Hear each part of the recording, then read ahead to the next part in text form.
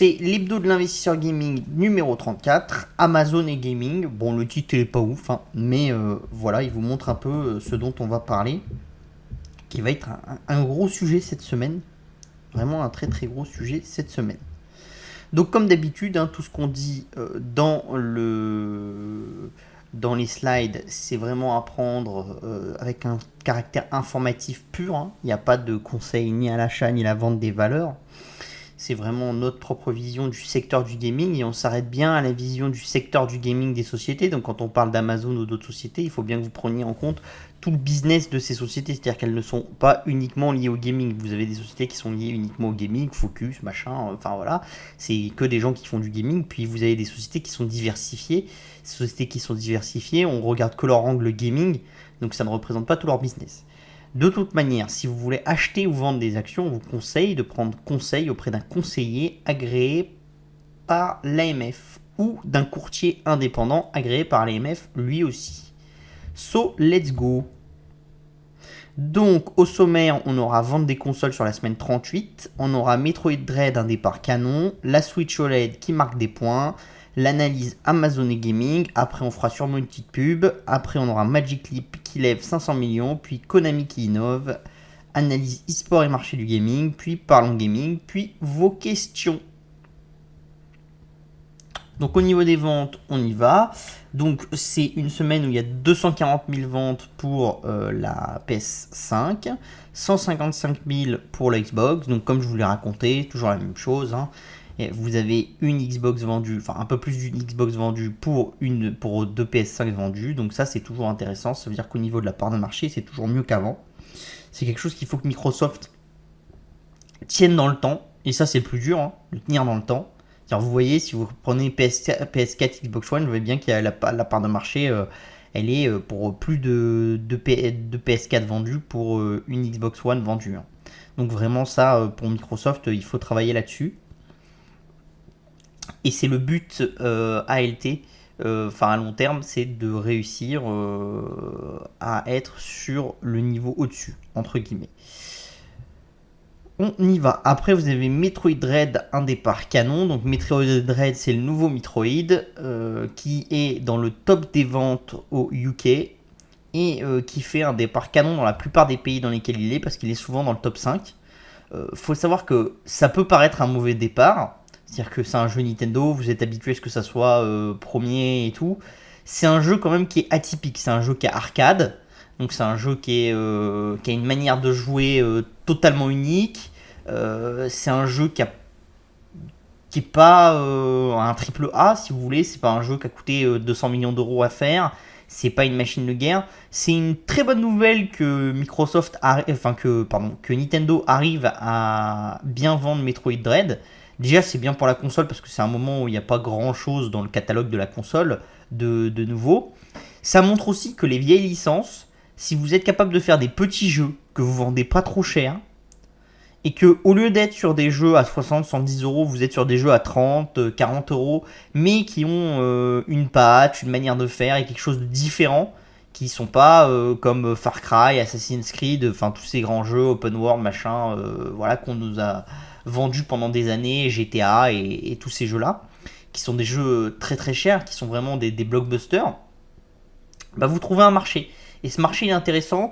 Déjà il est intéressant pour nous en tant qu'investisseurs parce que généralement vous avez un retour sur investissement qui peut être un peu plus important que sur un GTA ou sur ce genre de choses. Parce que forcément quand vous allez investir 100, 200, 300 millions d'euros sur un jeu vidéo, si vous faites un super score, vous allez en vendre pour 5 milliards. Vous avez un retour d'investissement de x15. Ok, mais votre risque il est important. La vérité, c'est que quand vous êtes sur des jeux comme Metroid Dread, vous êtes sur quelques dizaines de millions d'euros de coûts de production, vous pouvez avoir un retour sur investissement qui est de l'ordre de x10, qui est de l'ordre de x25, 30. C'est plus rare, mais ça vous montre quand même qu'il y a des capacités à faire des gros retours sur investissement dans le jeu vidéo, et que justement cet aspect gaming old school, donc tout ce qui est rééditer des vieux jeux, retrouver un peu la façon de jouer en arcade qu'on avait avant, ce genre de choses, ça match un certain critère, de certains joueurs. Et ça c'est intéressant, parce que ça veut dire aussi que tous les studios qui ont énormément de licences, qui sont des vieilles licences, qui sont des licences un peu abandonnées. C'est des licences qui peuvent retrouver une certaine jeunesse et qui peuvent avoir de la valeur. Donc vous avez un moyen de retravailler la valeur de ces vieilles licences, et ça pour nous, en tant qu'investisseurs, c'est intéressant parce que ça vous montre que, entre guillemets, une licence a toujours une valeur tant que la licence elle est un minimum connue et ce genre de choses. Et là l'avantage c'est quoi? C'est que, entre guillemets, comme vous êtes sur un secteur qui est né il y a 50 ans à peu près, bah, ceux qui ont connu la licence quand ils étaient jeunes et tout, bah, en fait ils sont dans leur quarantaine, cinquantaine. Donc en fait ils sont dans un moment où ils continuent à jouer et tout ça. Donc vous avez de une continuité qui est assez importante, et qui est plus importante que ce que vous avez dans le cinéma, parce que le cinéma c'est un peu plus vieux, donc vous avez des licences qui sont vraiment oubliées parce que c'est des licences qui sont nées il y a 100 ans, ce genre de choses. Et là dans le jeu vidéo vous êtes encore assez tôt, donc vous avez une capacité à faire revivre ces licences et tout, alors que c'est vrai dans le cinéma, si vous voulez faire revivre une licence qui a plus de 100 ans, ça devient un peu compliqué parce que vous avez des gens qui n'ont pas été touchés par la licence, ce genre de choses. Donc voilà, donc ça c'est intéressant. Pour le moment, on n'a que les ventes dans certains pays d'Europe qui remontent. Dans la plupart des pays d'Europe, il est dans le top 5. Voilà, en Angleterre, il est dans le top 3. Il fait des meilleures ventes comparativement à quasiment tous les Metroid Dread, sauf celui, tous les Metroid, pardon, sauf celui qui avait eu sur GameCube, qui avait fait des meilleures ventes. Mais il fait un meilleur départ au niveau du nombre de ventes la première semaine en Angleterre que ce que avait fait le Metroid sur GameCube. Ça vous montre aussi que, bah voilà, en 20 ans, le marché du gaming a explosé. C'est-à-dire qu'en fait, est-ce que ça veut dire qu'il a la même importance dans l'univers du gaming, Metroid Dread, que Metroid sur GameCube? Pas du tout. Metroid sur GameCube a marqué beaucoup plus de monde et fera parler beaucoup plus longtemps que Metroid Dread. Mais la différence, c'est que le marché du gaming a pris tellement d'importance, il y a tellement de gens, il y a tellement de choses à faire, qu'en fait, la taille du marché, elle a explosé, et vous le retrouvez dans les chiffres de vente. Et ça, c'est intéressant parce que c'est sur un cycle complet. Metroid GameCube, ça a 15 ans. Donc vous voyez que vous êtes sur un cycle complet. Vous voyez qu'en un cycle complet de 15 ans, le marché a structurellement évolué. Et généralement, les sociétés qui se comportent de bonne manière en bourse, c'est des sociétés qui sont assises sur des marchés qui structurellement évoluent comme ça, avec un ajout de ce qu'on appelle euh, le TAM, le Total Addressable Market. Donc c'est le marché total adressable. Et en fait, généralement, les sociétés qui se comportent très bien, c'est là où votre TAM, il n'a pas forcément augmenté, enfin si, il a augmenté en dollars, mais ce qui a fait augmenter votre TAM en dollars, c'est le fait que le nombre d'utilisateurs que vous pouvez cibler a augmenté de manière considérable. Vous prenez par exemple les géants du luxe, ce qui a fait qu'ils ont explosé, c'est quoi? C'est qu'avant, un géant du luxe, ça vendait en Europe et aux États-Unis, avant tout. Et en fait, les géants du luxe, ils se sont ouverts à l'Amérique latine, à l'Asie. Et en fait, là où avant, quand vous êtes sur des secteurs comme ceux d'Hermès et tout, bah, ouvrir une nouvelle zone géographique, ça vous coûte pas très cher. Donc tout de suite, vous allez créer de la rentabilité. En plus, vous avez un effet marque global qui fait que dans tous les plus grands hôtels de la planète, on verra vos, vos sacs à main, ce genre de choses. Donc ça va entraîner l'envie des autres clients d'avoir la même chose. Parce que vous avez un effet d'entraînement et un effet d'uniformisation. Et ça, c'est ce que les gens n'ont pas très bien compris. Mais avec le 21e siècle, le fait qu'on partage de plus en plus les choses, forcément, les marchés ont eu tendance à s'uniformiser. C'est-à-dire c'est très rare des pays où vous trouvez énormément de marchés qui sont restés locaux, et où les entreprises ont tenté d'y aller et n'ont pas réussi, et où elles ne sont pas attaquées. Vous avez quelques rares pays en Asie, genre au Japon, en Corée, où vous avez des produits qui sont typiquement locaux, d'accord? Mais c'est de plus en plus négligeable, parce que vous avez de plus en plus une uniformisation des choses. Alors des fois, vous avez des produits qui sont locaux qui deviennent mondiaux. Vous avez des produits qui étaient mondiaux et qui deviennent que locaux parce qu'ils sont attaqués sur certains points. Mais ça, c'est intéressant pour vous en tant qu'investisseur, et ça va bien plus loin que l'aspect gaming. C'est, est-ce que dans la classe d'actifs dans laquelle j'investis là, est-ce que le marché, le nombre d'utilisateurs, il va exploser ou pas? Et si oui, est-ce que c'est une explosion qui va être partout dans le monde? C'est-à-dire typiquement quand vous achetez des éditeurs d'applications, vous savez que, et que vous les achetiez il y a 10 ans, vous saviez que à peu près tout le monde sur la planète allait avoir envie et allait avoir à terme un smartphone dans les mains. Donc ça veut dire que votre marché, c'est tous les gens qui ont un smartphone dans les mains. On va digresser 5 minutes, mais ça vous montre qu'un peu Uber, par exemple, ça aurait pas pu être inventé il y a 20 ans. Parce que vous n'aviez pas la plateforme qui a permis l'émergence d'Uber. Et donc ça, c'est des choses qui sont intéressantes parce que dès que vous créez un univers sur lequel le nombre d'acteurs qui sont sur ce marché est important et où votre TAM est important, plus entre guillemets vous avez des sous-secteurs qui vont pouvoir se créer. Ça va créer tout un écosystème. Et donc c'est des choses qui sont très très intéressantes. Le le meilleur exemple, c'est le smartphone. Le smartphone, vous créez un smartphone, vous créez après un store, et après, il y a tous des écosystèmes qui sont nés. L'écosystème du mobile gaming, l'écosystème des applications, et ce genre de choses. Et vous voyez bien que ça a drivé les principes d'utilisation du monde entier, que ce soit en Asie, en Chine, en Europe ou aux États-Unis. Hop là, pardon. Donc après, la Switch OLED qui marque des points. Donc alors là, je vais faire un petit aparté, une petite attention. C'est les chiffres que je vous montre là. D'accord. C'est des chiffres qui s'arrêtent au 2 octobre. C'est-à-dire que pour consolider les chiffres au niveau mondial, il faut un peu du temps. Donc il y a une latence de en gros une semaine et demie à chaque fois. D'accord. Or là, sur l'Angleterre, on parle des chiffres de 7 semaines. D'accord. Des données qui sont arrêtées, qui sont des données qui sont arrêtées au 8. D'accord. Et qui sont des données qui ont été arrêtées pendant la sortie de la Switch OLED en Angleterre.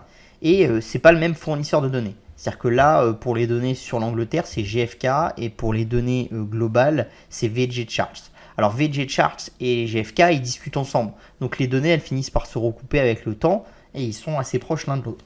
Mais ça vous montre que, malgré le fait que là, je vous dis que la Switch OLED, elle a marqué des points, ça vous montre pourquoi est-ce que vous ne le voyez pas dans le score des ventes de Switch. En fait, ça se verra dans le score des ventes de Switch la semaine prochaine.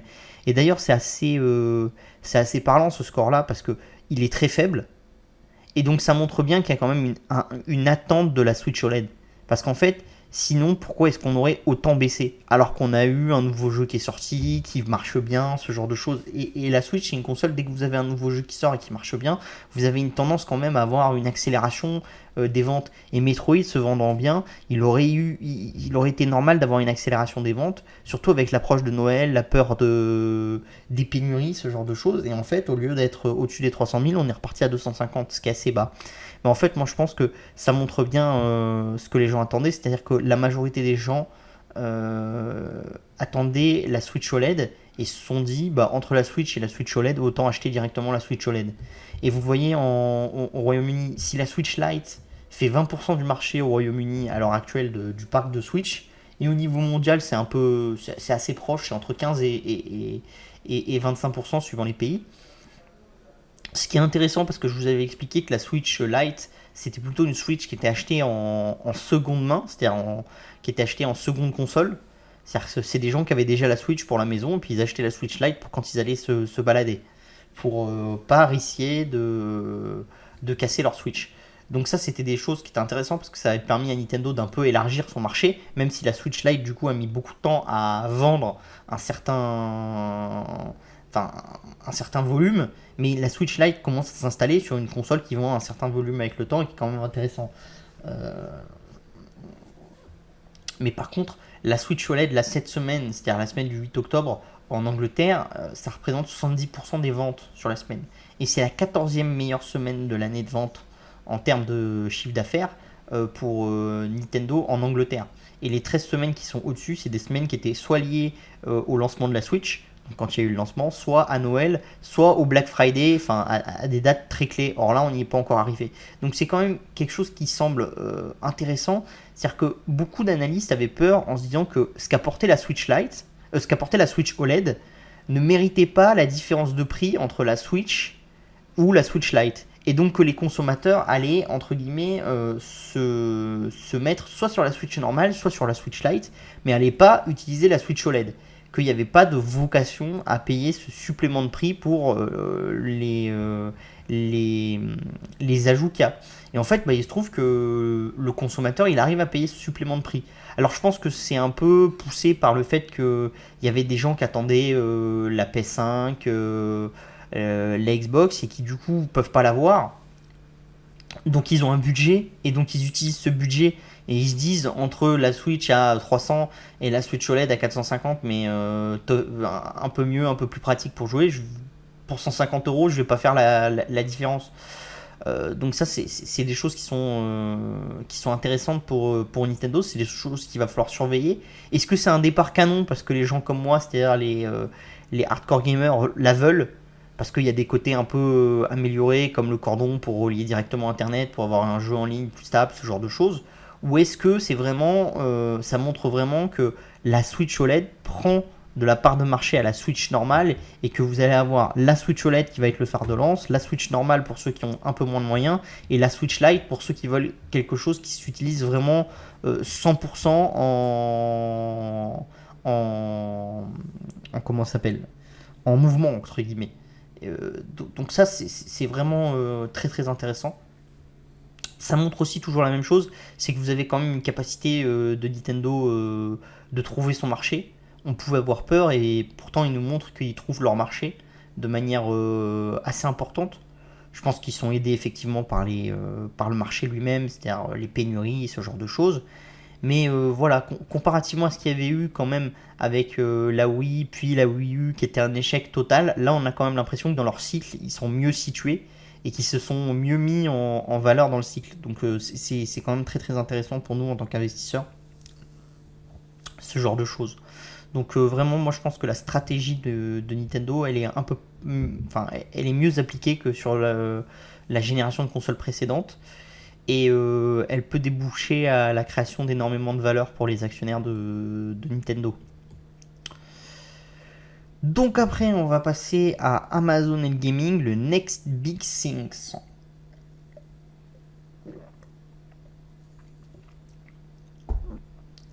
Donc pourquoi Parce que vous savez que je critique souvent Amazon. J'ai déjà eu des gens qui m'ont dit ouais, Arthur, tu critiques Amazon, ils ont réussi dans certains marchés. Pourquoi est-ce qu'ils réussiraient pas dans le gaming et tout. Et moi j'ai toujours dit que à l'heure actuelle, je pensais qu'empiler de l'argent pour juste faire des jeux chez Amazon n'apporterait pas du succès à Amazon Game. C'est-à-dire que vous pouvez mettre des centaines de millions pour faire des jeux. Peut-être un jour vous allez trouver un bon jeu. And so what? Vous avez un bon jeu. Ok, au mieux c'est un jeu comme Call of Duty, ça devient une licence, vous l'avez, puis vous créez une activité autour. Mais ce qui fait un studio de jeux vidéo, et un vrai studio de jeux vidéo, c'est la capacité à créer un écosystème autour et de créer d'autres jeux. Et en fait, chez Amazon, j'ai toujours eu l'impression qu'il y avait quand même beaucoup de déchets pour pas beaucoup de réussite. D'accord? Et donc pour moi, le problème c'était ça. C'est qu'il fallait un peu maximiser la réussite et surtout qu'à mon avis, il fallait qu'Amazon ait une autre vision que juste faire des jeux. Que le but d'Amazon c'était d'aller au-delà de juste se dire je vais me mettre en concurrence avec Ubisoft, Tech2 et tout, puis je vais faire des bons jeux et je vais les vendre. Mais vraiment de créer un écosystème derrière. Et là, on commence à voir quelque chose d'intéressant. Quelque chose de très très intéressant pour Amazon. Donc déjà, au niveau d'Amazon, le CEO a changé. Hein.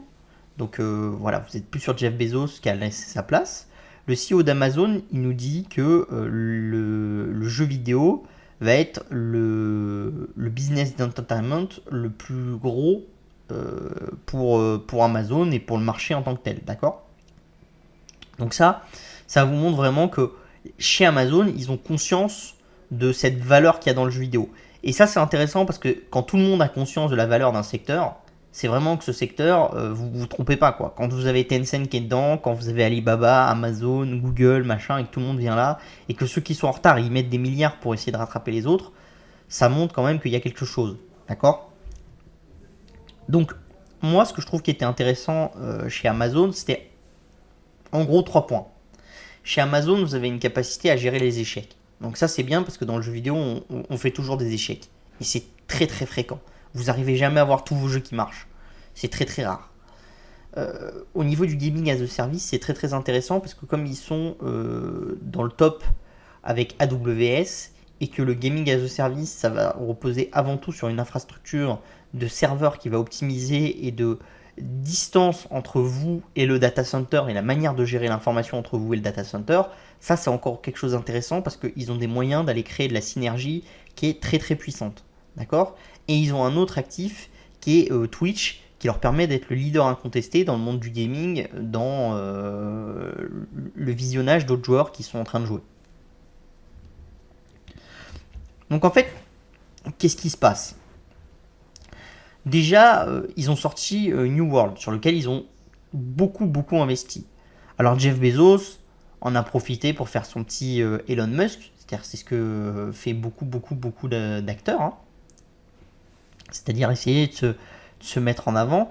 Donc après, bon, je vais pas vous lire tout le texte, mais il vous explique qu'après un nombre d'articles importants qui expliquaient que Amazon se plantait dans le jeu vidéo et tout, ils ont finalement réussi à faire un bon jeu, d'accord, et ils ont réussi à faire New World, qui est leur MMO, voilà. Bon, on peut déjà dire qu'il y a un peu d'Elon Musk là-dedans, c'est-à-dire que quand vous regardez un peu les données de New World, c'est une bonne sortie, c'est pas un échec, c'est pas un four commercial, mais c'est pas non plus exceptionnel, hein. Vous n'êtes pas sur la sortie la plus importante du jeu vidéo sur ces 25 dernières années, quoi. Et encore, on est au tout début, et surtout, si vous regardez, dans, comment ça s'appelle, chez Amazon, vous avez autre chose. C'est quoi? C'est que la sortie de New World, elle a été drivée en grande partie par Twitch. D'accord? Ils ont fait énormément de publicité sur Twitch, ils ont beaucoup poussé le jeu à travers Twitch, à travers les meilleurs streamers de Twitch, pour pousser vers l'utilisation du jeu, ce genre de choses. Donc quand même, Amazon a profité de ses autres actifs dans le gaming pour pousser New World et être sûr qu'il y ait une certaine réussite du jeu. Donc on peut pas dire que le jeu est une réussite exceptionnelle. D'ailleurs, le jeu, il a énormément de bugs, il crache très souvent, enfin il a énormément de problématiques. C'est pas un jeu qui est parfait, quoi. Loin de là. Mais l'histoire, en fait, elle n'est pas vraiment là. L'histoire, elle nous montre plein de choses qui sont intéressantes pour l'avenir d'Amazon dans le gaming, autre que le fait qu'ils aient un peu monté en épingle New World en disant que c'était le jeu du siècle et que les datas nous disent que c'est pas forcément vrai. Déjà, à ce moment-là, il faut se stopper 5 minutes sur la stratégie d'Amazon, d'accord? Et ça, c'est très important. Quand vous êtes sur une société comme Amazon, ce que vous comprenez tout de suite, c'est que on n'essaye pas d'optimiser le taux de réussite, mais on essaye d'optimiser la valeur que l'on capte une fois qu'on a réussi quelque chose. Et donc ça, c'est intéressant, parce que si vous lancez plein de projets, et que vous vous dites, quand on en a un qui marche bien, on va créer énormément de valeur dessus. C'est beaucoup plus simple que de vous dire, on va lancer 3 projets, et il faut que les 3 projets réussissent. C'est, comprenez, c'est comme vous dans votre vie. Vous vous lancez sur 3 trucs, et il faut que les 3 trucs réussissent. Ou vous vous lancez sur 25 trucs, et il faut qu'il y en ait un ou deux qui réussissent. Vous avez plus de chances de réussir si vous vous lancez dans 25 trucs. Surtout si vous êtes comme Amazon et que vous avez les moyens de mettre des équipes sur les 25 trucs. Parce que si vous êtes une société qui est limitée en taille, forcément vous devez faire des choix d'allocation d'actifs. Mais si vous êtes comme Amazon, comme Google et tout, vous pouvez faire ce qu'on appelle le lose big et win bigger. C'est-à-dire en fait vous allez perdre énormément d'argent. C'est pour ça que les gens qui me disent, mais tu te rends compte? Et moi je me souviens, hein, quand on parlait d'Amazon, de Google et tout, il y a 10 ou 15 ans, vous aviez des gens, surtout des gens de l'univers value, qui vous disaient, mais t'as vu tout ce qu'ils ont perdu en investissement dans AWS, et t'as vu combien Google, ils ont acheté YouTube, c'est des fous et tout.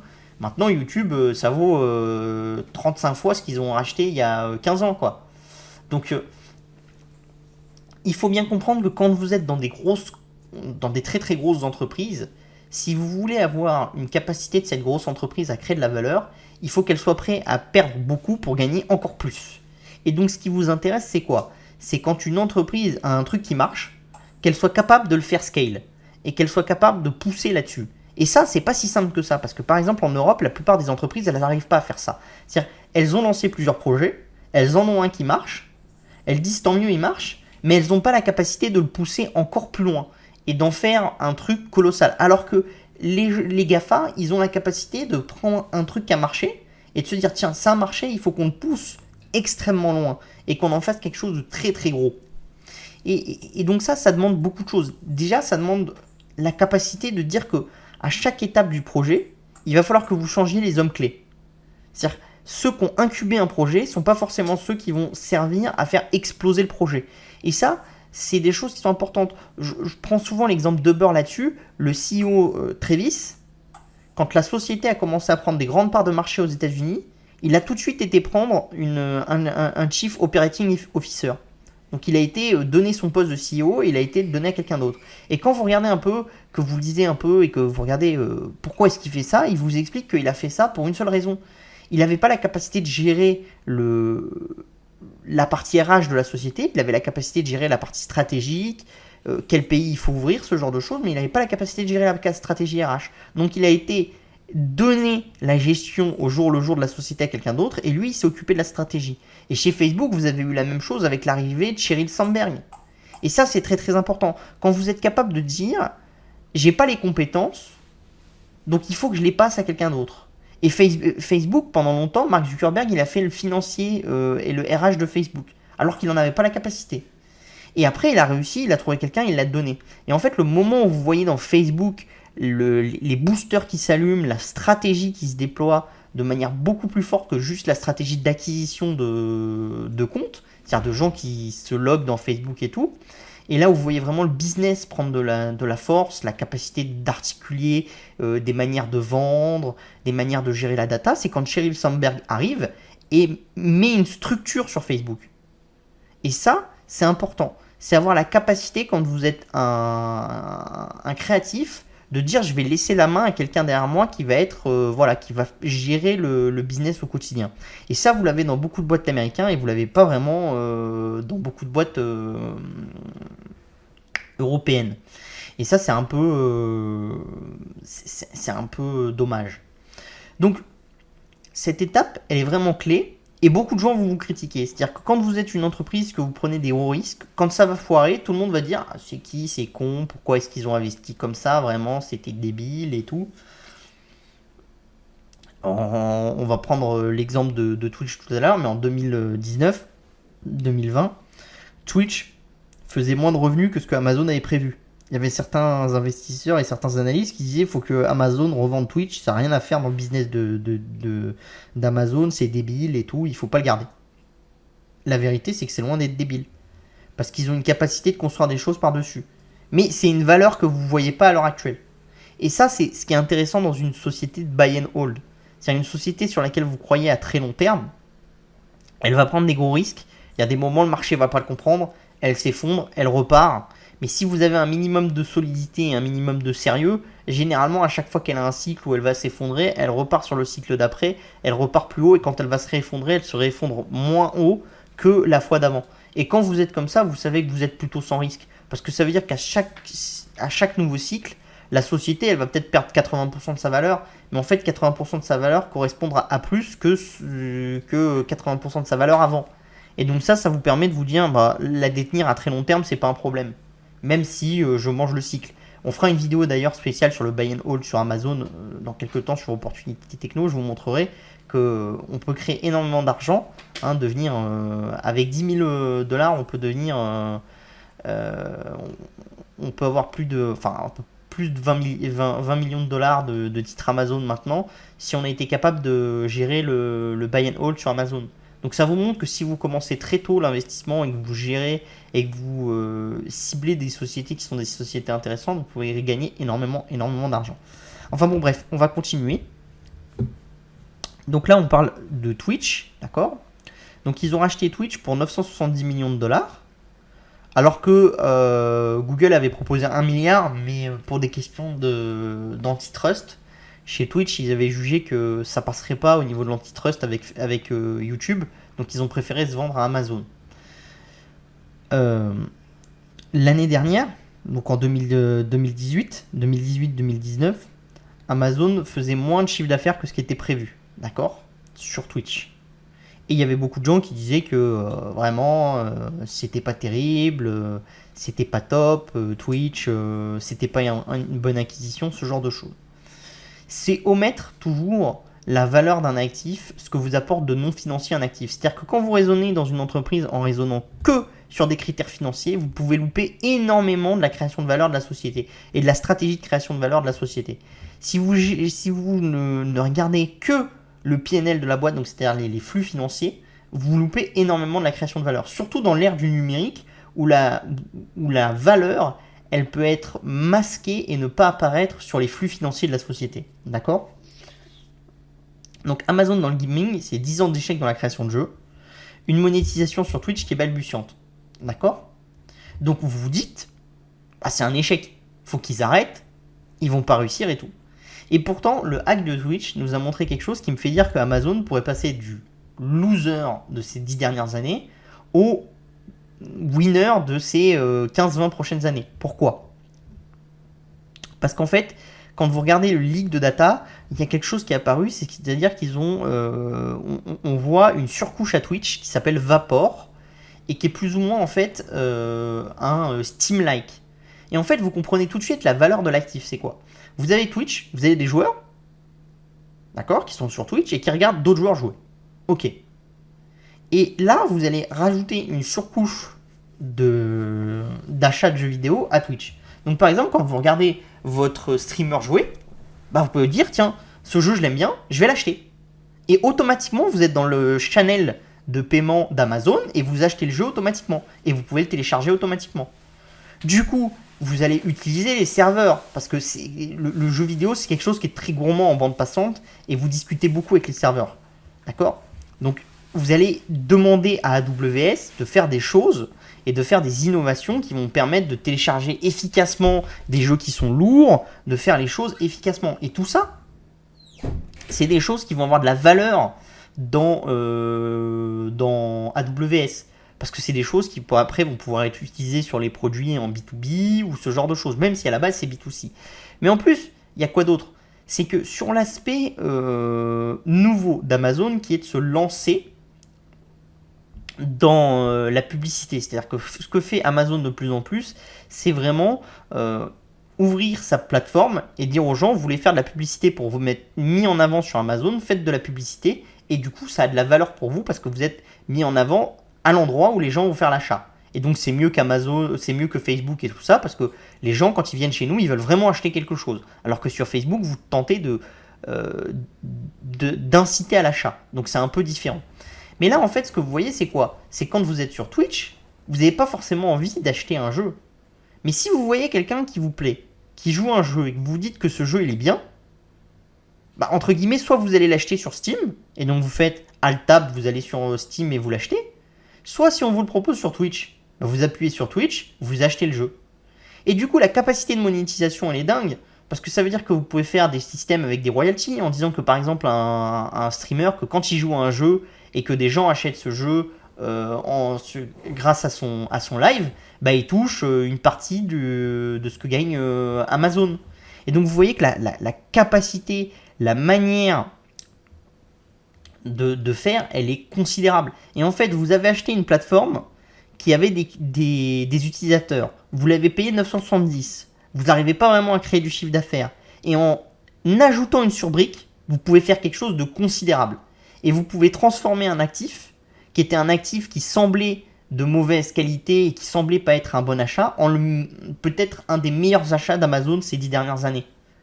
Et vous voyez, c'est un truc toujours intéressant, c'est de vous dire quelle est la possibilité de créer de la valeur avec un actif.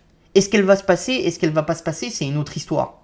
Ça, c'est une autre complexité de la chose. C'est-à-dire que ça se trouve, Amazon ne va jamais sortir un Vapor. C'est juste un truc qu'ils ont laissé là parce qu'ils ont essayé. Puis finalement, le management a dit on le fait pas. Ou ce genre de choses pour des questions d'antitrust. Enfin, vous pouvez pas savoir. Mais peut-être ils vont vraiment le faire. Et s'ils le font vraiment, c'est vraiment quelque chose d'important. Et en plus de Vapor, vous avez ce que vous appelez, vous avez autre chose qui moi me fait dire que quand même Amazon est quand même poussé dans son système et aller un peu loin. C'est Vapworld, qui est un système un peu un VR chat-like. Donc pour ceux qui connaissent VR chat, c'est un jeu virtuel, un peu en Second Life, mais en 100%,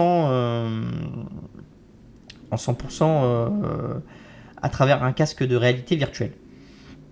Donc ça c'est intéressant parce que c'est encore une fois, c'est dans toute la mouvance qui anime un peu à l'heure actuelle les acteurs de la Silicon Valley, c'est le métaverse et ce genre de choses. Donc ça on fera aussi une vidéo dédiée sur le métaverse. Je ne vais pas expliquer en détail ici parce que c'est un peu compliqué, mais on fera une vidéo dédiée. Donc déjà ce que vous voyez c'est que Twitch c'est intéressant parce que ça permet à Amazon de sortir New World et de réussir. Là, ce que vous voyez, c'est que en numéro 1, enfin, sur l'écran là, vous avez sur l'écran là, pardon. On va y arriver, pardon. Voilà. Sur le premier slide, vous aviez New World. Et vous avez les pics de nombre de personnes qui regardent sur Twitch. D'accord? Donc vous voyez, vous avez un pic en juillet, après là, et vous faites un pic à un peu plus d'1 million de personnes qui regardent du New World sur Twitch. Là, vous avez Dota, qui est un jeu un peu plus installé.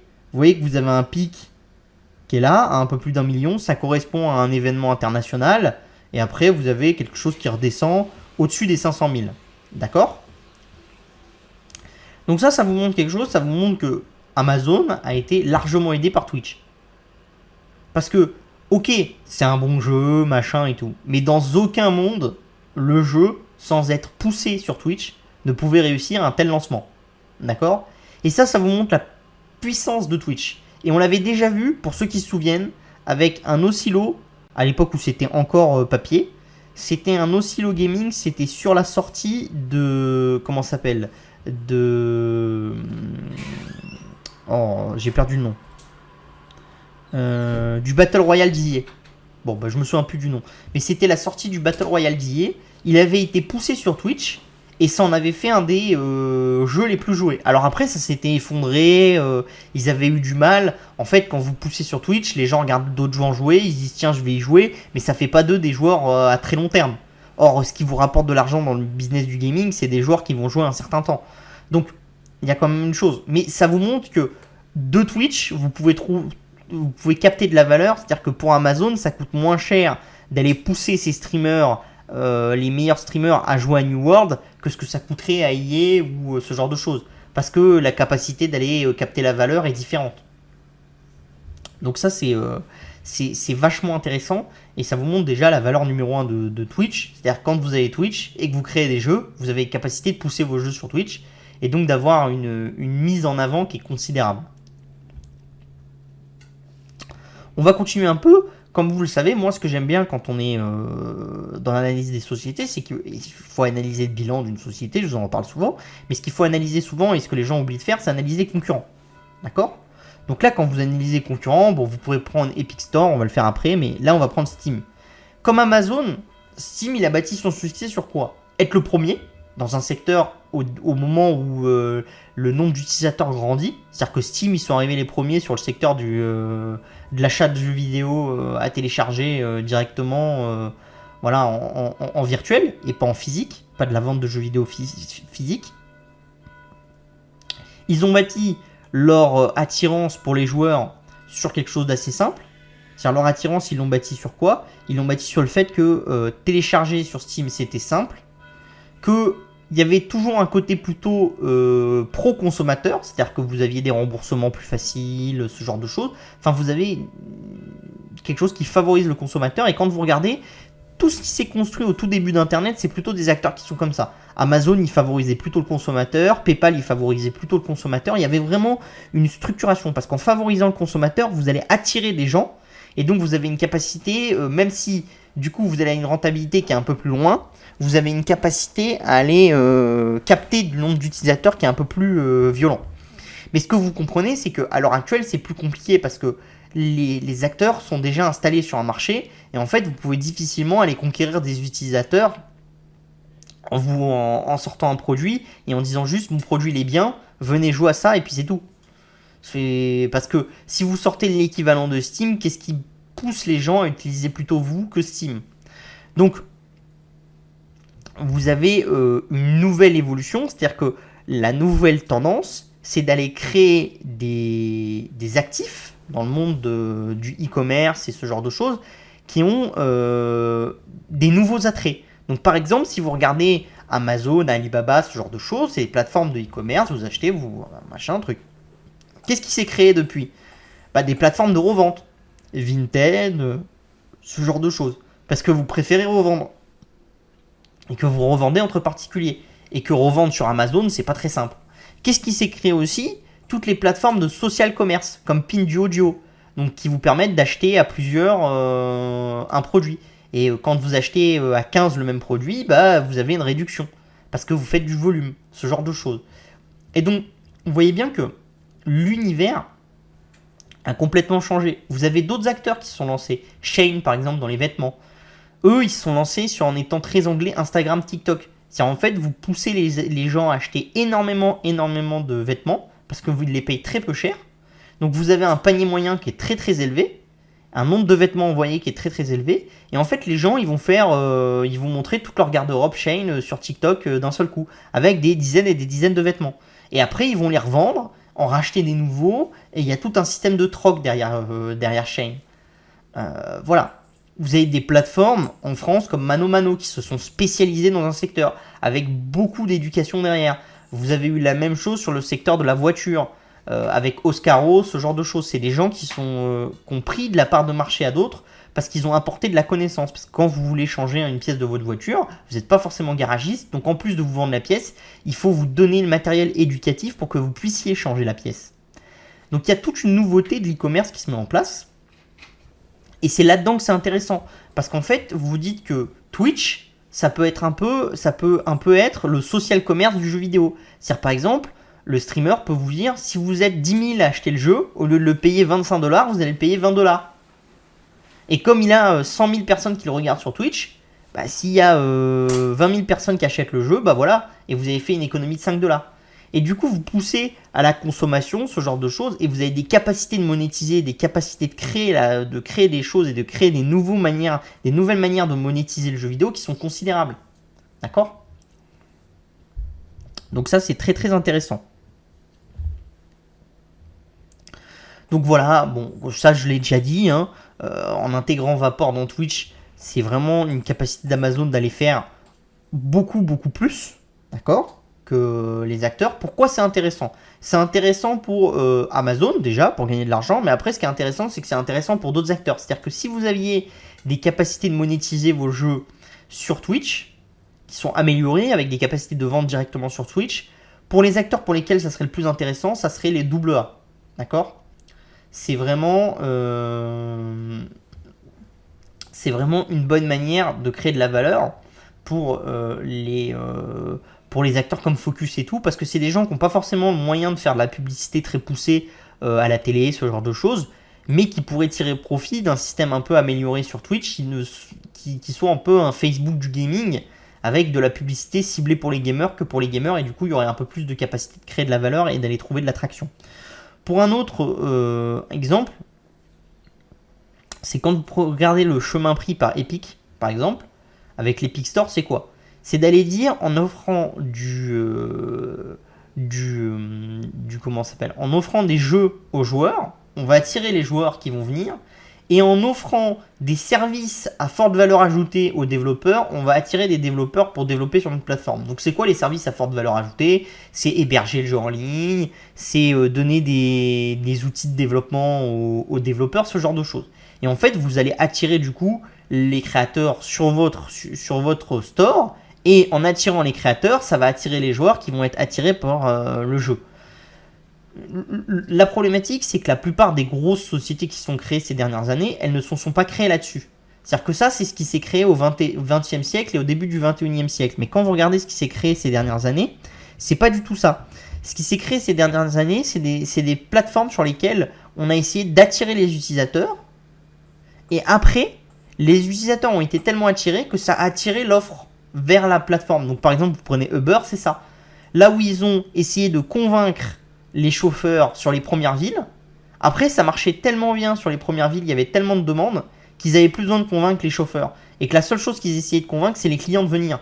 Et après, vous avez une telle part de marché et vous avez un tel nombre de clients qui viennent chez vous qu'il n'y a personne qui peut se mettre en concurrence et que vous écrasez la concurrence sur Deliveroo, c'est la même chose. C'est les utilisateurs que vous essayez de driver. Et c'est pour ça que par exemple, vous voyez quelque chose d'intéressant. Uber Eats, qui s'est lancé bien après Deliveroo en France, ils ont réussi à prendre de la part de marché. Pourquoi ? Parce qu'en fait, le nombre d'utilisateurs de Uber est plus important que le nombre d'utilisateurs de Deliveroo. Donc en fait, vous avez attiré plus de gens à vous. Donc, vous avez des capacités d'offrir des livraisons plus importantes aux livreurs ou ce genre de choses. Donc, vous attirez plus de valeur.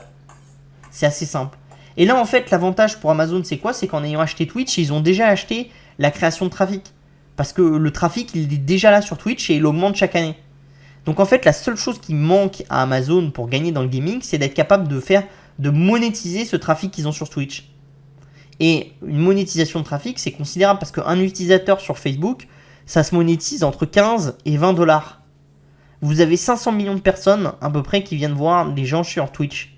Et ça fait un peu moins de 350 millions d'euros de chiffre d'affaires. Donc vous avez moins d'un dollar de monétisation. Ça vous montre, si vous voulez, l'explosion de la monétisation que vous pouvez avoir. Et sur Twitch et sur Facebook, vous avez même une explosion de la monétisation depuis qu'ils ont lancé les achats in-app sur Instagram et ce genre de choses. Donc ça, c'est très très intéressant. Donc le principal, on va faire un peu d'éducatif, le principal problème de ces business, entre guillemets, où vous voulez construire de la base, l'utilisateur, c'est qu'en fait, vous ne pouvez pas le faire partout dans le monde en même temps. C'est pas vraiment possible, parce que construire une base d'utilisateurs, ça vous demande de mettre beaucoup de cash dans la machine pour attirer les gens, sachant que ce cash-là, en fait, les gens ne vont pas forcément vous rapporter de l'argent. Donc il faut que les choses se fassent petit à petit. Donc en fait, quand vous êtes dans ce secteur, comme Uber, ce genre de choses, vous faites ce qu'on appelle une stratégie nénuphar. Donc pour les applications, c'est pays par pays. Voire quand vous êtes vraiment sur des applications dédiées comme Uber, vous êtes ville par ville. Mais pour les applications, pour les sites comme Twitch, c'est pays par pays. Ils ont d'abord lancé les États-Unis, après les autres, ils se sont concentrés sur un pays, après sur l'autre et tout ça. Et ils ont fait pays par pays. Une stratégie qui s'appelle Nénuphar. Là, vous avez la stratégie Nénuphar pour un concessionnaire auto. Vous voyez, en 1996, son nombre de concessions, puis en 2008, puis en 2013, puis en 2018. Et en fait, vous faites un mappage du territoire petit à petit. Et en fait, ça vous donnait un avantage. C'est-à-dire qu'en fait, c'est comme Uber, vous commencez par San Francisco, après vous allez à New York, après vous allez à Seattle, machin. Puis quand vous avez toutes les villes dans un pays, vous allez dans un autre pays. Et donc forcément, votre business, déjà, il ne faut pas le voir au niveau global. Mais il faut le voir au niveau de chaque petit ensemble.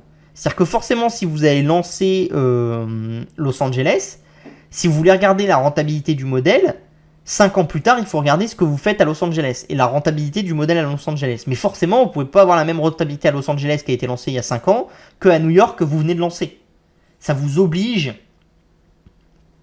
à structurer la chose dans le temps. Et donc ce système de nénuphar, c'est un système qui est de plus en plus utilisé.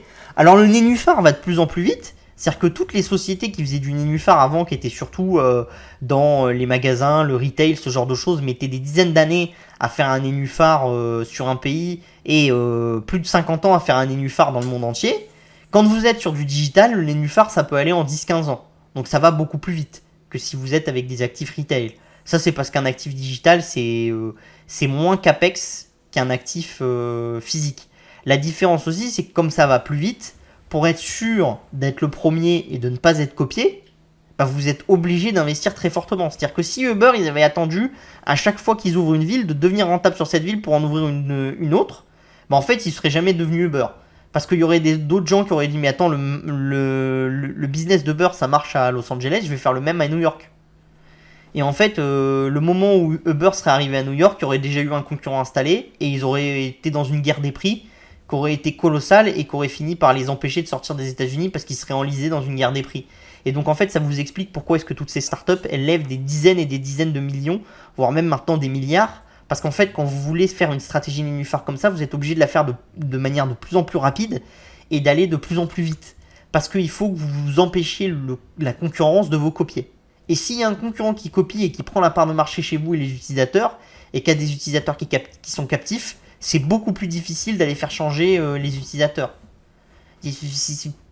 Voilà. Alors qu'il y a plein de business qui se sont lancés un peu et qui n'ont pas eu besoin de convaincre leurs utilisateurs. Amazon a assez peu convaincu ses utilisateurs. Google a assez peu convaincu ses utilisateurs. Facebook a assez peu convaincu ses utilisateurs. Quand vous regardez maintenant d'autres trucs qui se sont lancés ces dernières années, ils ont tous dû faire un effort pour convaincre les utilisateurs de venir. Et donc ça vous montre vraiment un changement dans la manière de faire. Et c'est pour ça que je pense que Amazon a un avantage par rapport à Epic et par rapport à Steam. Steam, c'est un peu vieillot.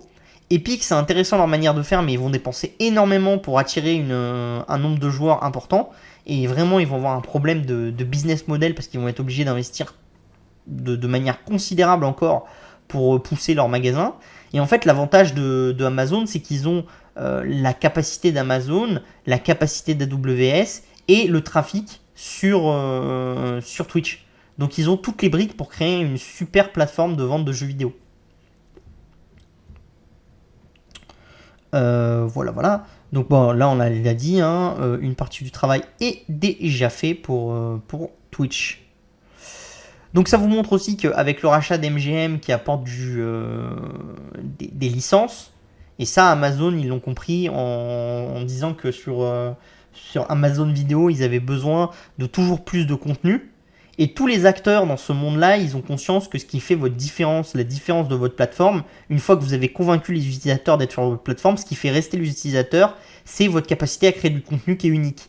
Et à dire, va pas sur ma plateforme, tu vas avoir du contenu qui est unique. Parce qu'en vérité, si tu veux voir des épisodes de, je sais pas, mais on va prendre une série des Experts Miami, si tu l'as sur Netflix et que tu l'as sur Disney+, ben, qu'est-ce qui va te faire que tu vas plus acheter Disney Plus ou Netflix? Bah, c'est les choses en plus que tu as. Soit la taille du catalogue, donc c'est-à-dire que tu es vraiment une profondeur de catalogue plus importante, soit des choses uniques. Donc chez Disney, tu as toutes les licences Disney. Chez Netflix, tu as toutes les nouveautés Netflix qui commencent à sortir. Et chez Amazon, bah, tu as énormément de création de contenu. Et là, ça vous montre aussi que ceux qui ont dit que MGM, c'était une brique qui était rachetée trop cher, c'est pas forcément vrai. Parce que si avec MGM, ils arrivent à faire des jeux vidéo et des films, bah en fait, si vous voulez, la brique MGM, Twitch Gaming, Amazon Prime Vidéo, ça peut être une brique qui rapporte énormément d'argent. Largement plus que ce que vous voyez. Et c'est là que c'est important quand vous êtes sur des grosses sociétés, comme ça, il faut toujours vous dire que quand vous faites un achat stratégique, vous payez très très cher souvent. Et souvent, c'est un peu des choses, soit ça va créer énormément, soit ça va merder totalement. Mais vous ne pouvez pas acheter des actifs 10 millions d'euros et en tirer 300 milliards, juste parce que vous vous appelez Orange. Si vous voulez gagner 10 ou 15 milliards, il faut parier sur la table 1 ou 2 milliards au début. Sinon, vous ne gagnez pas. C'est basique. Et si vous pariez, forcément, il y a des moments où vous allez vous planter. La question, c'est toujours la même chose, c'est comment est-ce que vous minimisez le coût de vos plantages, d'accord? Et comment est-ce que vous maximisez le coût de vos réussites? Donc minimiser le coût des plantages, c'est se dire qu'à chaque fois que vous avez une brique, soit vous arrivez à la revendre, soit vous arrivez à en tirer d'autres valeurs, donc à créer des choses par-dessus. Par exemple, Twitch, qui est une brique qui était plutôt un plantage pour le moment, ils en ont tiré aussi des avantages, c'est-à-dire qu'ils ont tiré des capacités de faire de la pub vidéo qu'ils ont pu mettre en avant sur Amazon, le site web. Et leur capacité à faire de la pub vidéo, elle a été poussée aussi parce qu'ils avaient une connaissance de la pub vidéo à travers Twitch. Et donc ça vous apporte quelque chose en plus, qui est, pour un analyste qui va juste regarder le bilan de la société, il ne le voit pas. Mais la vérité, c'est que peut-être les éléments de publicité vidéo chez Amazon, ils seraient arrivés avec 6-7 mois de retard s'ils n'avaient pas eu déjà la brique Twitch, qui connaissaient, qui avaient déjà des compétences sur ces éléments-là, qui sont plus incorporés dans Amazon et utilisés. Et 6-7 mois de publicité vidéo sur Amazon, le site web, ça fait combien de millions de chiffre d'affaires? Enfin, plutôt combien de dizaines de millions d'euros de chiffre d'affaires? Vous vous rendez bien compte? Donc à chaque fois, il faut toujours voir les petites avantages que ça vous tire. Et ça, c'est assez compliqué parce qu'entre guillemets, c'est des choses qui ne sont pas mises en avant forcément par le management, mais qui ont une valeur pour vous à long terme. Et qui ont encore plus de valeur si vous êtes à très long terme. Voilà. Donc ça c'est la même chose quand un groupe fait du M&A, souvent les analystes ils voient la chose à court terme, les synergies, ce genre de choses. Ce qu'il faut bien vous dire c'est quand vous voulez devenir très riche et que vous voulez gagner beaucoup d'argent, et je pense qu'en bourse c'est ce que la plupart des gens veulent faire, il y a assez peu de groupes qui deviennent très riches en faisant du M&A de court terme et juste en faisant de la synergie de très court terme. La plupart des groupes, c'est parce que cette fusion-acquisition fait un sens global dans le business et va leur permettre de créer quelque chose de considérable, de prendre de la part de marché à très long terme et de créer une différence avec leurs concurrents. Et si vous êtes juste dans quelque chose de plutôt défensif, c'est pas forcément une bonne nouvelle. Ça peut l'être, mais c'est pas forcément une bonne nouvelle. D'accord ? Donc ça, il faut toujours le voir. C'est-à-dire que le M&A défensif, c'est bien parce que ça vous montre que votre entreprise elle a conscience qu'elle n'est pas en position de force, mais ça veut dire aussi que dès qu'elle va arrêter de le faire ou dès qu'elle va avoir une difficulté, un retournement, la difficulté peut être très très forte et peut emporter le groupe. C'est assez complexe. Voilà. Donc Amazon est un spécialiste de ce petit jeu parce qu'on avait déjà parlé du rachat de Woolfood, de ce que ça avait apporté Woolfood sur les capacités de projeter Amazon face au client, le plus proche du client possible dans les villes américaines, l'intérêt que ça avait eu sur la partie livraison, ce genre de choses, l'intérêt que ça avait eu sur Amazon Fresh, qui n'est pas dans le chiffre d'affaires de Woolfood, mais qui a été poussé par Woolfood en partie. Voilà, donc là c'est la même chose. Le gaming pour Amazon, ça va pousser AWS à travers le gaming as a service, ce genre de choses. Enfin, ça va vraiment envoyer de la puissance et de la valeur dans tout le business. Ça va irradier les autres business units d'un groupe. Et c'est ça qui est intéressant quand vous achetez un acteur et que vous voyez que cet acteur est capable de faire ça. C'est quand cet acteur est capable quand il fait un rachat et quand il fait quelque chose, de faire irradier ce rachat sur tout un autre ensemble de business et d'aller créer de la valeur. Donc voilà, en tant qu'investisseur de long terme, ce qui vous intéresse, c'est toujours d'essayer de comprendre comment votre management peut faire marcher le mécano. Donc là, vous voyez, vous avez un mécano, c'est bien, c'est une chaise, et puis vous avez plein de briques à côté en bordel. Et vous avez un autre mécano, c'est une bagnole.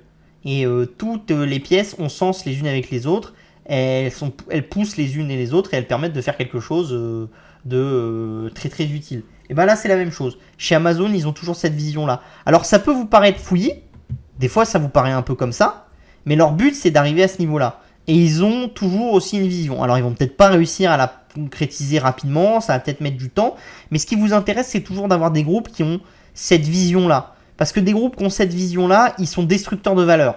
Donc soit il faut les acheter avec une décote qui est colossale, soit il faut que vous les gériez ou que vous ayez une vision qui font que ces groupes-là vont changer. Vous voyez ? Sinon, la destruction de valeur est importante. Mais on peut parler, il y en a plein. En France, vous verrez plein de groupes qui sont structurés comme ça. Parce que vous avez une gestion business unit par business unit, ce genre de choses. Vous n'avez pas de personnes qui réfléchissent à l'ensemble de la vision du groupe, ce genre de choses. Et ça, c'est véridique. D'ailleurs, si vous voulez, pourquoi est-ce que vous avez tant de mal à trouver des gestionnaires qui sont capables de faire ce système de mécano-là? C'est comme le dit Jeff Bezos, si les professeurs de stratégie étaient sur deux, ils seraient entrepreneurs. Parce qu'on gagne plus en étant entrepreneur qu'en étant professeur de stratégie. Donc malheureusement, voilà, quand vous voulez... Donc c'est pour ça que quand vous voulez apprendre, je vous conseille toujours d'apprendre au niveau de certains. Donc allez sur des sites comme InPractice, où on vous montre des interviews de management. Allez voir Xavier Fontanet avec BFM Stratégie. C'est bien mieux qu'aller faire les cours de HEC ou de tous ces trucs-là. Ça vous sert à rien. Hein. Et pourtant, je traîne mes pieds dans des facs et dans des trucs et je donne des cours et tout. Mais la vérité, c'est que la plupart de ce qu'on vous apprend dans l'enseignement supérieur n'a aucune valeur dans la gestion d'une société. Vous allez plus apprendre en étant face à des gens qui ont eu les problématiques, qui savent les gérer, que face à des professeurs qui théorisent les problématiques et qui au final ont aucune vision de comment ça marche réellement dans le monde et comment ça évolue réellement dans le monde. On peut parler de Magic Leap qui lève 500 millions de dollars. C'est une société qui avait fait parler d'elle avec de l'AR, donc de la réalité augmentée. Ils ont levé 350 millions en mai et ils lèvent 500 millions en là. Après une période qui a été difficile en 2019-2020 où ils avaient dû licencier à cause des mauvaises ventes du Magic Leap One. Là, l'avantage, c'est que c'est le plus petit du marché, que c'est le moins lourd, tout ça. Ce qui est intéressant, c'est que les investisseurs, c'est les anciens investisseurs qui remettent au pot. Donc dans les investisseurs, vous avez Google, Alibaba, Facebook, Amazon, et je ne sais plus qui. Donc ça vous montre typiquement ce que je vous disais la dernière fois. C'est-à-dire que quand on est un acteur de la tech US et qu'on ne veut pas louper une société, on met au pot même en prenant beaucoup de risques. Parce que là, en vérité, cette société-là, elle a eu une difficulté et vous voyez, elle est valorisée de 2 milliards et elle lève ces 6 derniers mois quasiment la moitié de sa valorisation. D'accord ? Ça vous montre toute la puissance des acteurs d'entreprises US. C'est-à-dire qu'ils sont capables dans les VC d'entreprises US, ils sont capables d'investir très massivement pour essayer d'aller construire des leaders et essayer d'aller créer de la valeur. Et vraiment, ils ont une capacité de surinvestir pour aller donner les moyens à ces entreprises de créer quelque chose de colossal. Et, et des fois, il faut savoir que construire en externe, c'est plus facile que construire en interne. Pourquoi? Parce qu'une entité que vous construisez en externe, elle rate, elle fait faillite. Les gens qui sont là-bas, ils ont la structure de cette entité-là. C'est-à-dire, vous appelez Orange, vous mettez 500 millions dans une entreprise en investissement qui s'appelle Doctolib. Les gens de chez Doctolib, ils n'ont pas l'impression d'être Orange. Ils sont Doctolib. Voilà. Et donc ça, c'est intéressant, parce que du coup, ça veut dire que toute la culture d'entreprise que vous avez en interne, elle va pas forcément être mise sur votre nouvel investissement. Et ça, c'est vraiment très très intéressant, parce que par exemple, si vous voulez faire de la cybersécurité ou ce genre de choses, c'est compliqué pour Amazon, pour Google et tout, de faire de la cybersécurité pour des questions RH, avec les surveillances, les technologies et tout. Par contre, c'est beaucoup plus simple pour ces acteurs-là d'aller investir dans des sociétés qui sont liées à ça. Même si des fois ça pose des problèmes, parce que quand Google avait investi sur Boston Dynamics, ils avaient été forcés de le vendre parce qu'en interne ça posait des questions très fortes, et du coup ils avaient fini pour une question RH par le vendre. D'accord? Parce que certains acteurs chez Google en avaient peur, et ils n'avaient plus la capacité de le garder.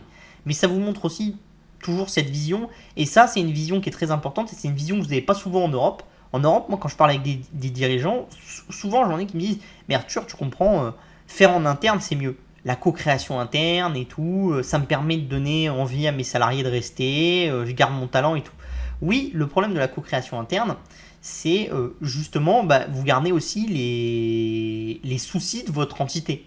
C'est-à-dire que vous appelez Orange, vous faites de la co-création, vous gardez les soucis de votre entité. C'est-à-dire la problématique que les gens ils veulent progresser dans l'entité, avoir leur promotion, machin et tout, et qu'une société comme Magic Leap, ça peut pas avoir la même progression salariale qu'une société voilà, chez Orange qui fait du service basique. Vous voyez, c'est pas du tout les mêmes choses. Donc ça c'est très très intéressant.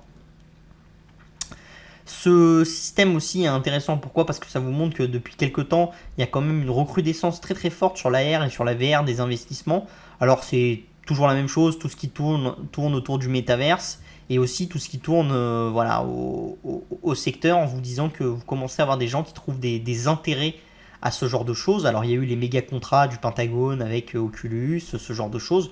Donc vous commencez vraiment à avoir des choses qui sont intéressantes, parce que vous commencez à avoir des gens qui prouvent que cette technologie d'AR et de VR, l'une ou l'autre, ont une valeur et apportent quelque chose de considérable.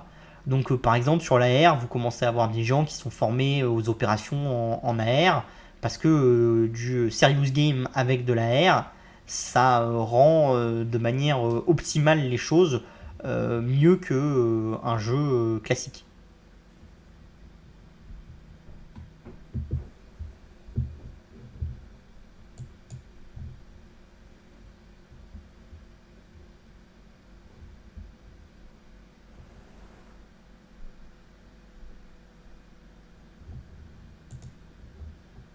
Ah merde.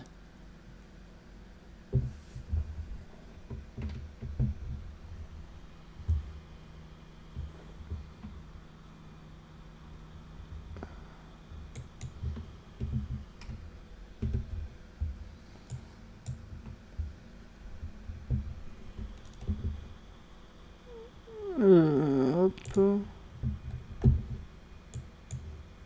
hop là. Qu'est-ce que j'ai fait?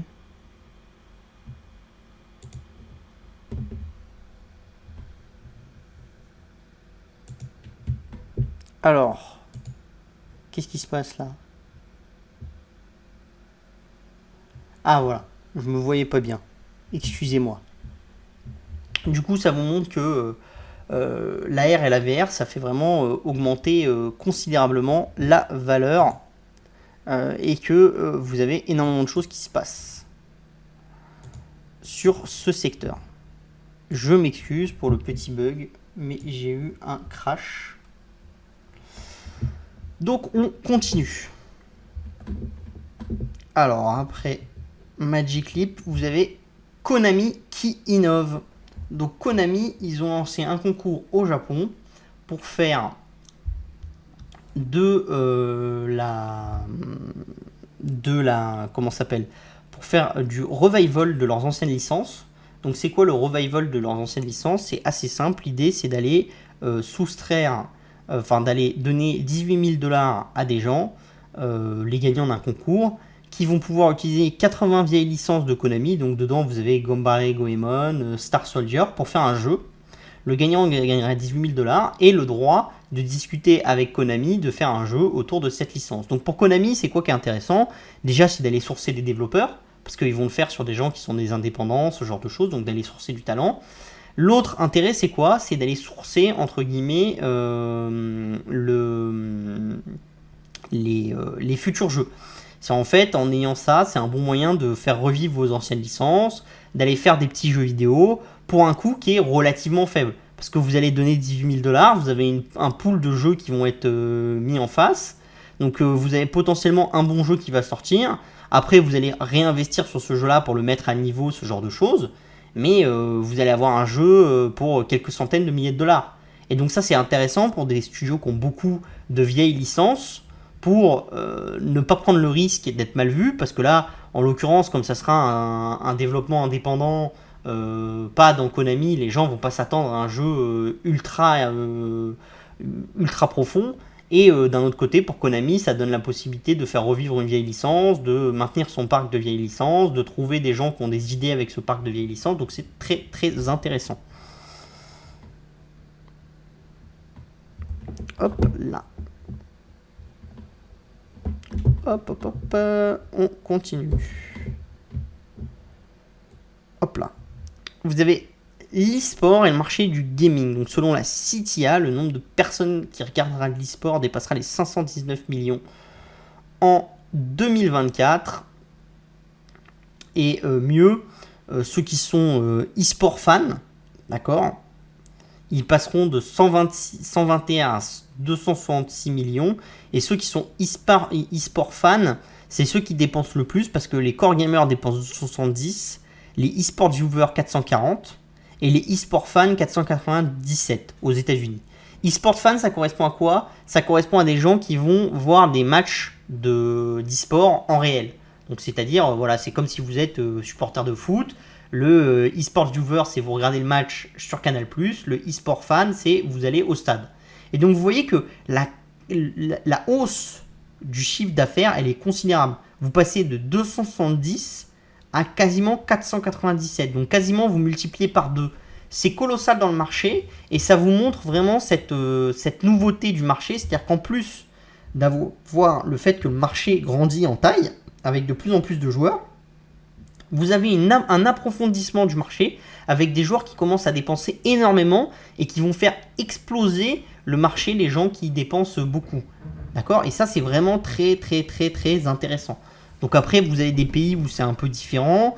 Les pays où vous avez énormément de personnes qui regardent de l'e-sport, vous êtes sur des dépenses qui sont moins fortes que sur le core gamer. Donc c'est la Chine, le Brésil, la Corée. Par contre, Chine, Brésil, Corée, vous êtes sur la même trajectoire. C'est-à-dire que, par contre, l'e-sport fan qui monte, d'accord, aussi très fortement, il dépense quand même plus que le core gamer. Dans tous les pays, c'est ça. Sauf en Allemagne, qui est un petit peu particulier là-dessus, mais qui est vraiment un pays atypique. Après, vous avez Oma Games, le nouveau vaudou français. Donc ça, moi je vous le dis, à mon avis, c'est une boîte qui bientôt va devenir une licorne. Donc ils ont levé 15 millions en seed il n'y a pas longtemps, et là ils viennent de lever 50 millions. C'est des gens qui font de l'hyper casual game, exactement comme Voodoo. Donc là, vous voyez un peu les jeux. Donc c'est des jeux très basiques, très simples, où vous essayez de faire des choses assez simples. Et le but, c'est d'aller convertir des gens, de mettre de la publicité. Vous n'êtes pas sur des jeux où le but est de garder les gens joueurs pendant 15 ans et qui dépensent 25 € sur le jeu. Mais vous êtes vraiment sur l'hyper casual, donc des jeux très simples à créer, que vous créez à la chaîne, de manière très très rapide, avec un côté un peu addictif, rigolo, ce genre de choses, comme a fait Voodoo. Et donc ça, c'est des choses intéressantes. Et donc voilà. Dans Parlons Gaming, vous avez le marché américain du gaming qui a perdu 50% de l'audience qu'il avait gagné en 2020. Donc ça vous montre un peu l'idée que effectivement, l'audience qu'on avait gagnée à cause du Covid, il y en a certains qui sont repartis. Alors l'audience en nombre d'heures, elle est largement touchée. c'est aussi parce que les gens ont moins de temps. Voilà. L'audience en nombre de personnes, elle descend d'un peu moins de 50%. Et ça, c'est juste, bah, vous avez des gens qui avant avaient une vie très occupée, qui en ont profité pour jouer un peu, puis ils ont joué de manière casual, et puis maintenant ils jouent plus. Voilà. Mais les revenus par joueur ont augmenté de 10%, donc ça vous montre bien ce que je vous montrais un peu plus haut. C'est-à-dire le fait que vraiment on travaillait sur le revenu par utilisateur sur le gaming maintenant, et que vous aviez une capacité de créer de la valeur là-dessus. Hein. Nacon qui a fait l'acquisition de Ishtar Game, qui est un spécialiste de l'édition. Edios qui passe à la semaine de travail de 4 jours, un peu comme le fait LDLC. Donc ça, il faudra voir aussi si ça marche bien ou pas. Ça peut être quelque chose qu'on amène dans d'autres studios après aussi. Les actionnaires de Microsoft qui votent le Right to Repair, qui est que le groupe nous indique qu'il ajoutera les moyens de réparer et de changer les pièces dès 2022. Donc ça, c'est des choses qui sont intéressantes.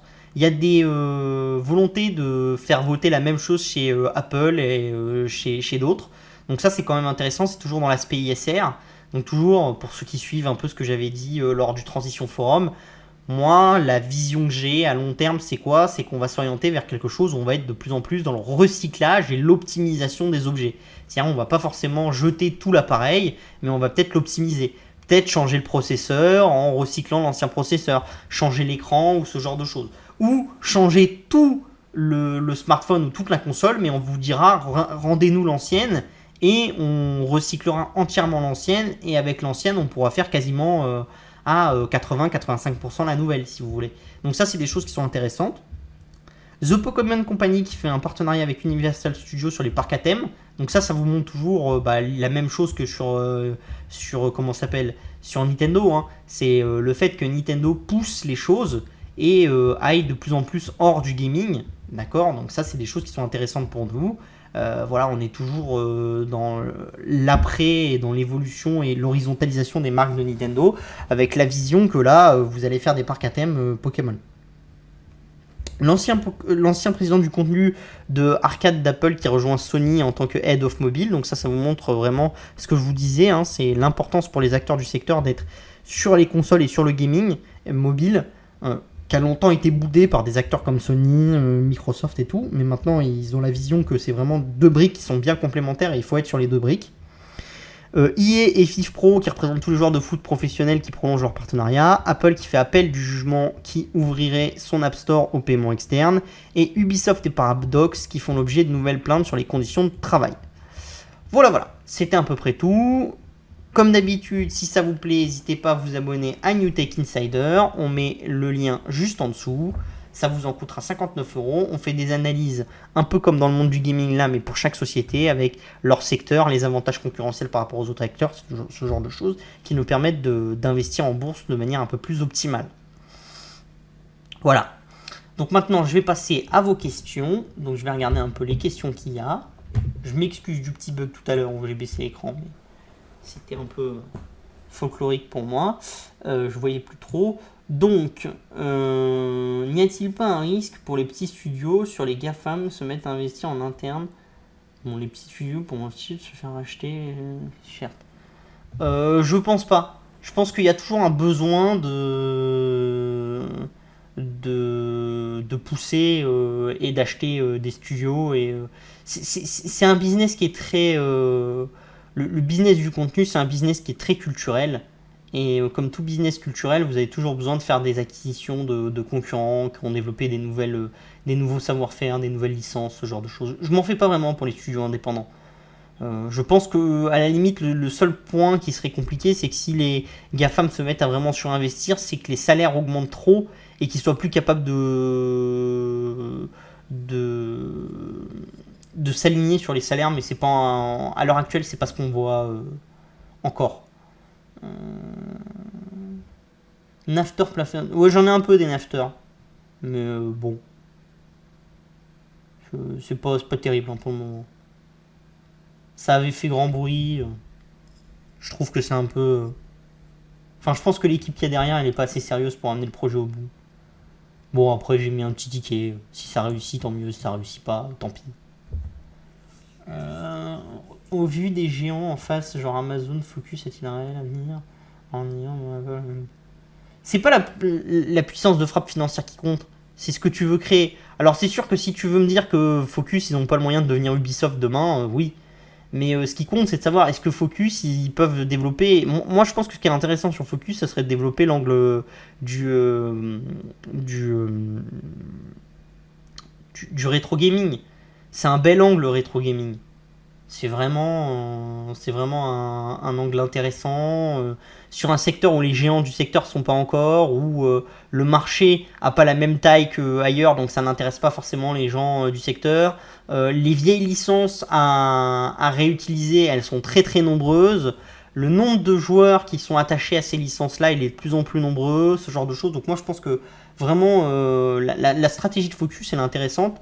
Les licences de Focus, A Plague Tale, ce genre de choses, c'est des très bonnes licences. Donc moi, j'ai confiance en Focus. Ils ont quand même une capacité éditoriale à créer des jeux. Voilà, je pense que ce qui avait été impulsé par Cédric Lagarrigue ces 20 dernières années est toujours là. Les équipes de Focus ont vraiment un talent pour voir les bons jeux vidéo, discuter. Je pense que des jeux indépendants, il y en aura toujours. Vous en trouverez toujours, donc je me fais pas de soucis. Prise de participation de Bolloré dans Nacon, Future Gameloft. Non, non, c'est pas Bolloré, hein, c'est le fils Bolloré. Il avait déjà fait ça chez Big Ben Interactive à l'époque des BSA. Je sais parce que j'avais fait comme lui, j'avais acheté des BSA. On s'en était mis pas mal parce que c'était vraiment pas cher. Hein. On les avait payés moins de 50 centimes et à la fin ça valait, je sais pas, 5 euros, un truc comme ça. Enfin, je me souviens plus, c'était il y a quelques années. À l'époque, on pouvait encore acheter des BSA dans le PEA, c'est vous dire, ça date quand même. Donc c'est le fils.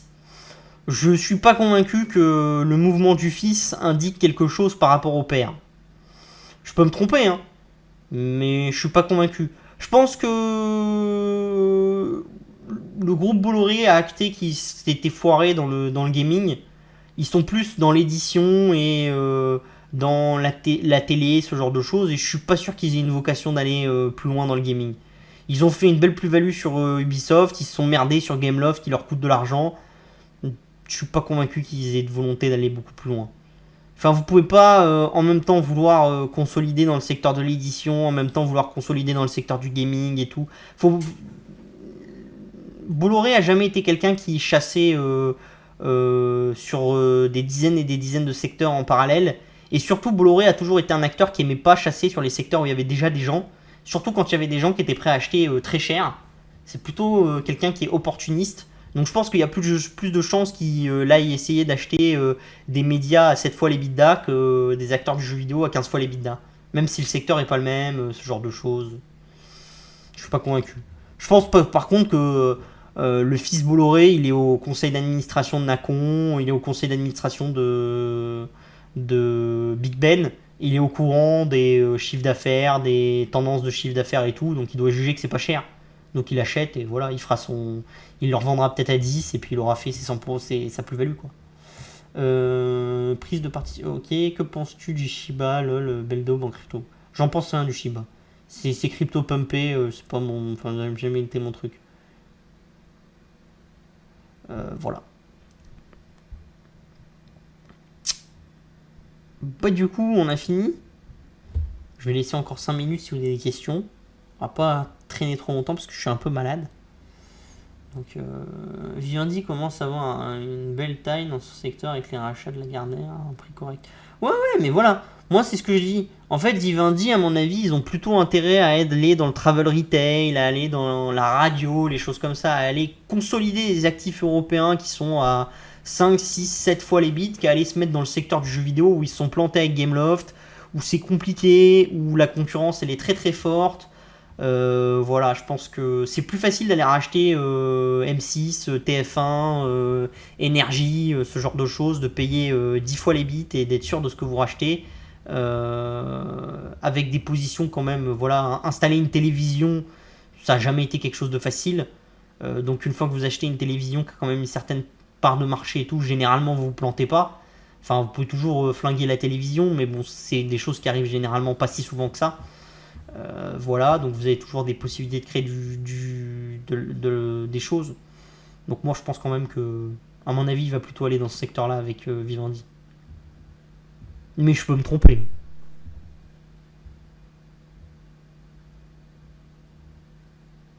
Je me suis d'ailleurs trompé sur Lagardère. Je pensais qu'il allait pas acheter le travel retail. Je pensais que c'était LVMH qui allait récupérer le travel retail. En l'occurrence, LVMH, ils sont sortis et ils ont pas du tout pris le travel retail. Bon, je pense aussi qu'LVMH, ils avaient pas la vocation de... Enfin, je pense que Bernard Arnault, il avait pas envie de se mettre en face de Bolloré, qu'il avait pas envie de trop aider le fils Lagardère et que c'était un peu compliqué.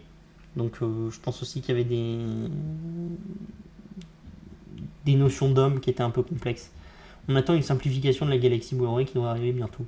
Oui, bon, ça fait 20 ans qu'on l'attend, ça fait 20 ans qu'elle arrive pas. Alors là, on me dit c'est les 100 ans du groupe Bolloré, donc elle va arriver. Peut-être, peut-être, peut-être. Je vous dirais que quand vous attendez une simplification, une OPA ou un truc comme ça, le temps joue toujours contre vous. C'est toujours compliqué. C'est des situations spéciales. Investir sur des situations spéciales, c'est un peu complexe. Ouais, Antarctique, j'ai eu un petit bug.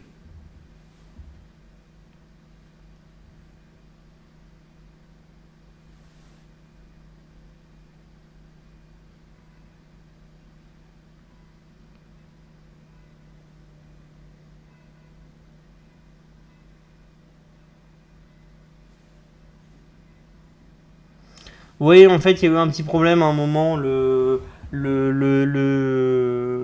stream a crash sur leur site. Mais normalement, ça s'est relancé là.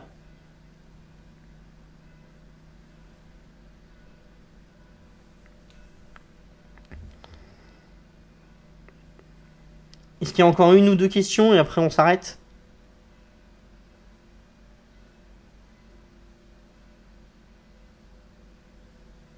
Comme ça, je vais continuer ma super nuit de 19 heures d'affilée. Quand on est malade, c'est comme ça. L'avantage, c'est que moi, je peux dormir. Je suis pas un trader. J'ai du mal à imaginer Robio en hors Covid. À quel niveau tu l'anticipes? Ah, on parle pas des valeurs comme ça. Ah, on va éviter. C'est... J'aime pas faire ça. Déjà, ça serait vu comme des conseils, et puis on en parle dans LTF, donc on va éviter d'en parler là et tout. Même si on n'est pas nombreux, il y en a qui payent, ils payent pour avoir l'information, c'est normal que ça soit eux qui l'aient et qu'on la donne pas ici. Surtout que vu le prix, à 59 euros. Oui, mais comme à chaque fois, on fera une vidéo dédiée aux fins des résultats. J'attends juste qu'ils aient publié le bilan, quoi. Parce que comme je veux retraiter le cash du BFR comme je le fais dans les vidéos d'avant, et qu'ils n'ont pas publié le bilan hier soir, mais qu'ils doivent le publier ce soir, j'attendais que le bilan soit mis pour faire la vidéo. Après, là, comme je suis bien malade, je sais pas ce que j'ai, mais je me suis fait... Enfin, j'ai du mal à manger, je me suis fait... Enfin, j'ai chopé un petit virus, un petit truc comme ça. Mais je me suis fait très mal, je suis tombé la dernière fois. Je vous raconte ma vie, et bon, voilà. Je suis tombé la dernière fois, je me suis fait très mal aux jambes, et depuis, je suis pas bien du tout. Du coup, j'ai eu un peu de mal. Je vous avoue, j'ai même hésité à faire le live de cet après-midi, enfin de ce soir. Donc, je sais pas quand est-ce qu'elle arrivera, il y aura peut-être un peu de Delta, mais j'espère qu'elle arrivera la semaine prochaine. Il y a pas mal de vidéos à faire là. Il y a les vidéos gratuites sur le métaverse, vous expliquer un peu le métaverse, parce que j'ai pas mal de questions là-dessus, que c'est un nouveau truc qui fait pas mal le buzz, et que je pense que c'est intéressant de vous expliquer un peu qu'est-ce que ça a d'intéressant, ce genre de choses. Et après, une vidéo aussi sur le buy and hold sur Amazon, qui est à mon avis très très intéressante. Voilà, ce genre de choses. Après, ça vous montre une chose, c'est que là je suis malade depuis 2-3 jours. Bah, je peux être malade, tout le monde s'en fout. C'est-à-dire que le marché, mes valeurs, j'ai pas peur, je dors très bien, machin. Et donc ça c'est quelque chose d'intéressant. Alors que si vous êtes un trader ou ce genre de choses, vous êtes malade, vous créez pas de valeur, voilà, vous allez pas faire de grand chose. Donc voilà, ça, c'est quelque chose qu'il faut avoir. Vraiment, comme je vous le dis, pour être un trader, faut être une machine de guerre. Moi, je suis pas une belle machine, je suis pas une bonne machine de guerre. Je suis souvent malade, donc je suis un investisseur qui sirote des cocktails et qui essaye de capter de la valeur à très long terme. Et je pense fondamentalement que c'est plus facile que d'être un trader. Je le répète souvent, mais je pense qu'être un trader, c'est être un Cristiano Ronaldo des marchés, avec une capacité intellectuelle et physique très très importante. Et j'ai ni la capacité intellectuelle ni la capacité physique. Donc voilà. Bon, sur ce, on va arrêter là, je pense. Comme ça, je vais aller me coucher. Comme d'habitude, n'hésitez pas à nous envoyer vos questions. Voilà. À la-rédaction-tech-publication-agora.fr si vous avez des questions. N'hésitez pas à aller sur notre chaîne YouTube Voilà aussi, je vous la mets dans le chat. C'est pas celle-là, c'est celle-là. Hop, dans le chat. N'hésitez pas à partager les vidéos, ce genre de choses, comme ça. Hop là, pardon. Hop là, comme ça. Vous avez tout ce qu'il faut. Et ça nous fait plaisir. N'hésitez pas à liker, à commenter aussi si vous n'avez pas eu voilà, ce genre de choses que vous n'avez pas vu et tout. J'essaye toujours de remplir. N'hésitez pas à nous envoyer des questions encore comme je vous l'ai dit, si vous avez des choses que vous voulez qu'on aborde, ce genre de choses. Voilà. Plutôt dans le secteur du gaming ou dans le secteur de la tech. Je sais qu'il y en a beaucoup qui veulent que j'aborde des cryptos, ce genre de choses, mais on n'en sortirait jamais. Enfin, il y en a énormément. Vous êtes minimum 5 à m'écrire toutes les semaines en me disant ah, tel crypto, machin et tout. C'est compliqué. Analyser une crypto, ça prend vraiment beaucoup de temps. Donc j'essaye de le faire de temps en temps, mais je peux pas le faire tout le temps, malheureusement. Donc voilà. N'hésitez pas à partager New Tech Insider Europe aussi, parce que ça me ferait plaisir qu'on soit 2000 sur la lettre avant la fin de l'année. Hein.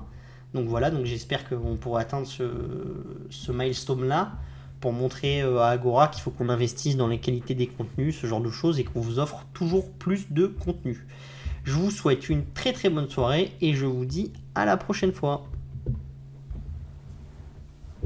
Alors, hop.